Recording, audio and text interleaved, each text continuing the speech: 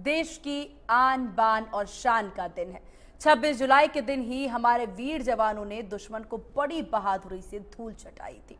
दुनिया के सबसे मुश्किल युद्ध में जवानों ने वो कर दिखाया था जिसके बारे में सोचकर आज भी हर भारतीय का सीना गर्व से चौड़ा हो जाता है।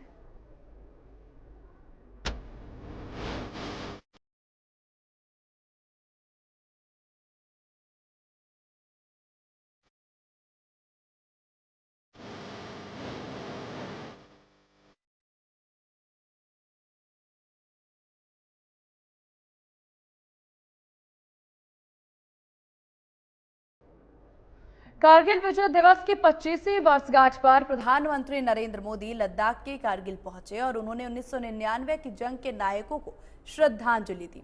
वहीं शिनकुला सुरंग परियोजना का शिलान्यास भी किया। पाकिस्तान को चेतावनी देते हुए पीएम ने कहा कि मैं जहां खड़ा हूं वहां से आतंक के आकाओं तक मेरी आवाज पहुंच रही है। मैं उन्हें बताना चाहता हूं कि उनके आतंकी मंसूबे कभी कामयाब नहीं होंगे। पाकिस्तान ने अतीत में जितने भी दुष्प्रयास किए हैं उनको मुंह की खानी पड़ी है। साथ ही वो आगे कहते नजर आए कि आतंक के सहारे तो पीएम मोदी की पाकिस्तान को दो टूक।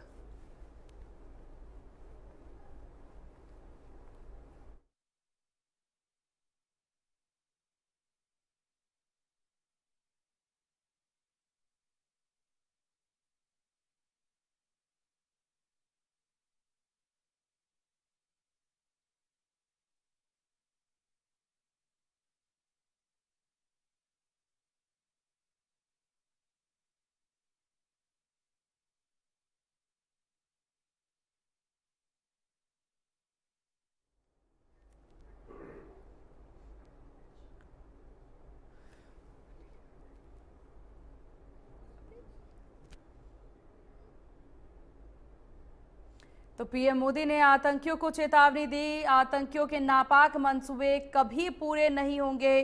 प्रधानमंत्री नरेंद्र मोदी ने पाकिस्तान को ये चेतावनी दी। तो आज के दिन कारगिल विजय दिवस की 25वीं वर्षगांठ और इसको लेकर के लगातार आज देश भर में कार्यक्रम का आयोजन जो है वो किया गया।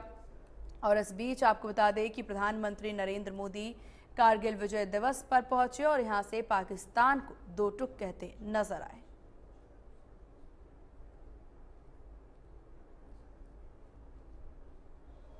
या फिर जम्मू कश्मीर विकास के सामने आ रही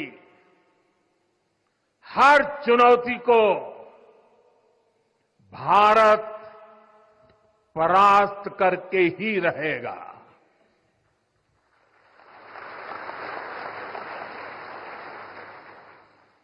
कुछ ही दिन बाद इस 5 अगस्त को आर्टिकल 370 का अंत हुए 5 वर्ष पूरे होने जा रहा है। जम्मू कश्मीर आज नए भविष्य की बात कर रहा है, बड़े सपनों की बात कर रहा है। जम्मू कश्मीर की पहचान G20 जैसी ग्लोबल समिट की अहम बैठक करने के लिए हो रही है। मैं तो हैरान हूं, कुछ लोगों की समझ को क्या हुआ है, उनकी सोच को क्या हो चुका है। ऐसा भ्रम फैला रहे हैं कि सरकार पेंशन के पैसे बचाने के लिए ये योजना लेकर आई है। मैं जरा ऐसे लोगों की सोच से शर्म आती है, लेकिन मैं ऐसे लोगों से पूछना चाहता हूं, जरा कोई मुझे बताए, आज मोदी के शासनकाल में जो भर्ती होगा, क्या आज ही उसको पेंशन देना है क्या? उसको पेंशन देने की नौबत 30 साल के बाद आएगी।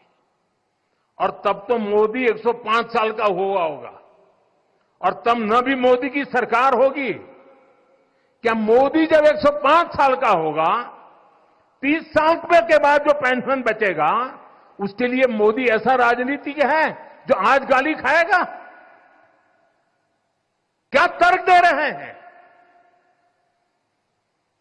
लेकिन साथियों, मेरे लिए दल नहीं, देश सर्वोपरि है। तो कारगिल युद्ध में हरियाणा के 78 जवानों ने अपनी शहादत दी थी और इस शहादत में महेंद्रगढ़ के सैनिकों का पूरा योगदान रहा। इस युद्ध में महेंद्रगढ़ जिले की धरती के 9 लाल देश के नाम शहीद हो गए थे। यहाँ के वीरों ने अपनी कुर्बानी देकर के केवल देश का ही नहीं नाम रोशन नहीं किया, बल्कि अहीरवाड़ क्षेत्र को सैनिकों की खान के नाम से देश भर में जाना जाने लगा। उसके वीर सपूतों ने कारगिल युद्ध में भी अपना जौहर दिखाया। बता दें कि 26 जुलाई 1999 को देश की सेना ने पाकिस्तान को शिकस्त देकर के कारगिल पर फतह पाई थी।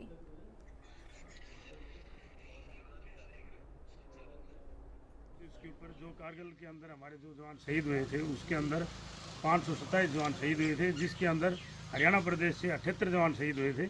और इस हिंदुस्तान के अंदर महेंद्रगढ़ डिस्ट्रिक्ट वीरों की धरती रही है, जिसके अंदर हमारे महेंद्रगढ़ डिस्ट्रिक्ट से 9 जवान शहीद हुए थे, जिसके अंदर एक हमारे बहादुर सैनिक खजान सिंह थे जो ITBP के अंदर थे, जो 58 में उनका जन्मदिन हुआ था और 99 में वो शहीद हुए थे।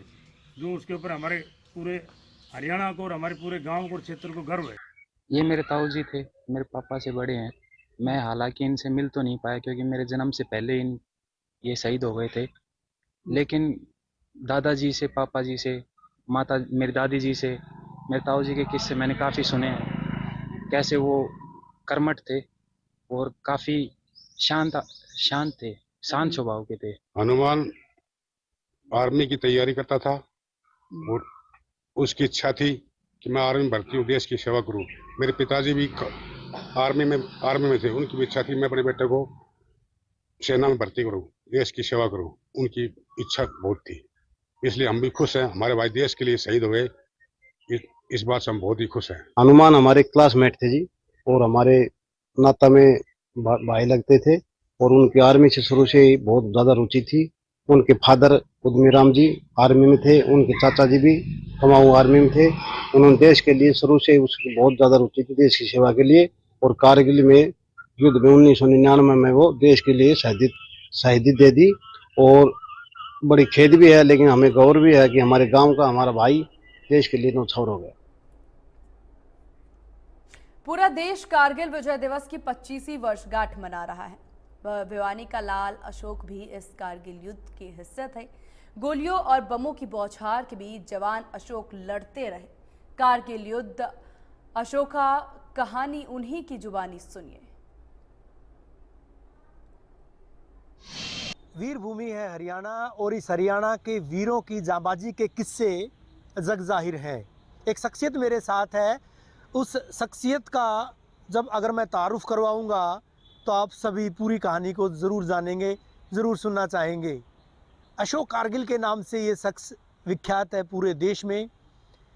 26 जुलाई को जब कारगिल वॉर का अवसान हुआ था, जब कारगिल वॉर ख़त्म हुआ था और देश की सरहद पर तिरंगा फहराया गया था, उस तिरंगे को फहराने वाला कोई और नहीं था बल्कि अशोक था। लगातार कई घंटे तक ज़ख्मी हालत में सीने पर गोलियां खाए हुए बम का शिकार होने के बावजूद इस शख्स ने न केवल दुश्मनों के छक्के छुड़ाए बल्कि भारत माँ की सीमाओं की रक्षा भी की थी। अशोक जी हमारे साथ हैं। अशोक जी, सबसे पहले सलाम, सबसे पहले सैल्यूट आपको। नमस्कार आपको भी, और मैं माँ भारती के सभी उन वीर जाबाजों को, क्योंकि इन्हीं दिनों में कारगिल युद्ध चल रहा था, उन माँ भारती के सपूतों को सबसे पहले नमन करता हूँ, वंदन करता हूँ, प्रणाम करता हूँ। वो कहानी ज़रूर सुनाइएगा, जो कहानी जो है तमाम लोग जानना चाहते हैं। उस युद्ध की कहानी, शुरुआत कहाँ से हुई थी, कब आपने जो है सेना में जो है भर्ती हुए थे आप, किस तरह से जज्बा पैदा हुआ था, किसने आपको बताया था कि सेना में जाना है और कोई काम और कोई रोजगार भी अपना सकते थे? अशोक जी, आप देखिए, आप ताल्लुकात रखते हैं, देखिए रवि जी, मेरा गांव तिगड़ाना है, सैनिकों का गांव है। हर घर से एक फौजी है और सिपाही से लेके लेफ्टिनेंट जनरल तक है। मेरे पिताजी 4 भाई थे, 3 सेना में थे और मेरे पिताजी ने भी 71 की वार लड़ी थी और वही 71 में डिसेबल्ड होकर आए थे और 89 में मैं छोटा था जब उनका स्वर्गवास हो गया था। तो ये प्रेरणा मुझे बचपन से ही थी, मेरे गांव से मिली थी, मेरे परिवार से मिली थी। और मैट्रिक पास करने के बाद मैं 18.5 साल की उम्र में 1993 में पहली भर्ती में मैंने सेना ज्वाइन कर ली थी। और मेरी इच्छा थी, मैं जैसे जो किस्से कहानियाँ अपने गांव में अपने परिवार में सुनता था कि दुश्मन से मुकाबला करूं। मेरी पहली पोस्टिंग पुंछ में हुई थी, तो वहाँ भी दुश्मन से आमना सामना हुआ था। उसके बाद में मेरी बटालियन की पोस्टिंग 16 ग्रेनेडियर की 98 में द्रास में हो गई। और जो द्रास के अंदर जो सबसे पहले शहादत दी थी वो भी 16 ग्रेनेडियर के मेरे ही साथी थे। 8 मई को 4 साथी शहीद हुए थे।